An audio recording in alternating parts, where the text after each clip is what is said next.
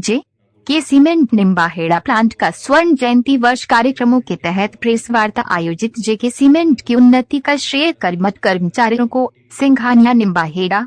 आज जे के cement Nimbahera plant के 50 वर्ष पूर्ण होने के अवसर पर कंपनी के प्रबंध निदेशक डॉक्टर राघवपत सिंघानिया ने संयुक्त प्रबंध निदेशक माधवकृष्ण सिंघानिया के साथ एक प्रेस वार्ता को संबोधित किया।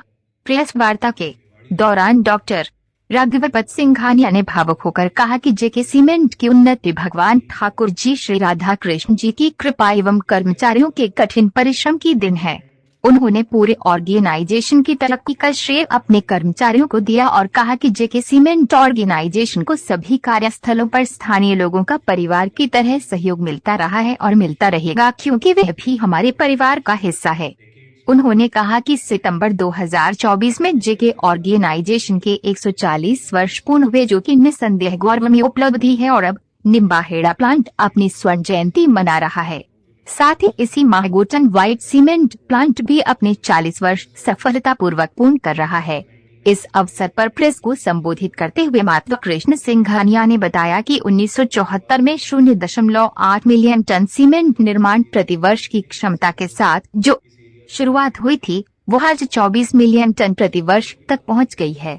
आने वाले वर्षों में राजस्थान के जैसलमेर में भी 3 मिलियन टन प्रति वर्ष क्षमता के सीमेंट प्लांट निर्माण का कार्य संपूर्ण होगा। प्रबंधन अपने जनहित कार्यों के निर्वहन करने के लिए प्रतिबद्ध है, जो निम्बाहेड़ा और आसपास के गांवों में विकास के आयाम बना रहे हैं और इसी प्रकार के कार्यक्रम अन्य प्लांटों में भी नियमित रूप से किए जा रहे हैं। उन्होंने बताया कि स्वर्ण जयंती के अवसर पर पूजनीय अम्मा जी श्रीमती सुशीला सिंघानिया की प्रेरणा से अति महालक्ष्मी नारायण यज्ञ का आयोजन किया गया, जिसने निम्बाहेड़ा के संपूर्ण वातावरण को भक्तिमय बना दिया। उन्होंने गत 7 दिनों में निम्बाहेड़ा स्वर्ण जयंती महोत्सव में सम्मिलित होने वाले सभी विशेष अतिथियों, निम्बाहेड़ा के सम्मानीय नागरिकों एवं स्थानीय प्रशासन का आभार व्यक्त किया। इस विशाल कार्यक्रम के दौरान प्रतिदिन सुंदर कवरेज के लिए उन्होंने समस्त मीडिया कर्मियों का आभार व्यक्त किया। इस दौरान गत रात्रि गायक व अभिनेता सोनू निगम ने अपनी परफॉर्मेंस नागौर जिले में तो ग्रे सीमेंट के अलावा व्हाइट सीमेंट में हम 3rd लार्जेस्ट हैं। हम भारत की 3rd largest wall putty producer हैं।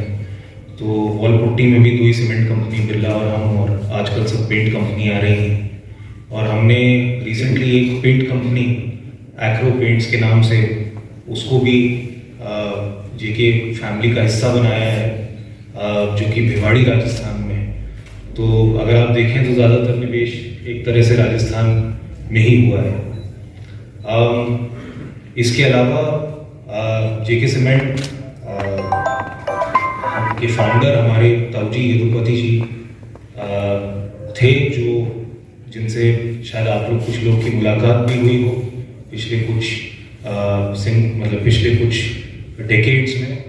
एंड उनका हमेशा ये रहता था कि भाई एजुकेशन और स्किलिंग हमारे कोर CSR के फील्ड होने चाहिए। इसी वजह से जो निम्बाहेड़ा का स्कूल था वो सेटअप हुआ और 1900 मेरे हिसाब से 1995 या 1990s में कभी ITI बनाया गया।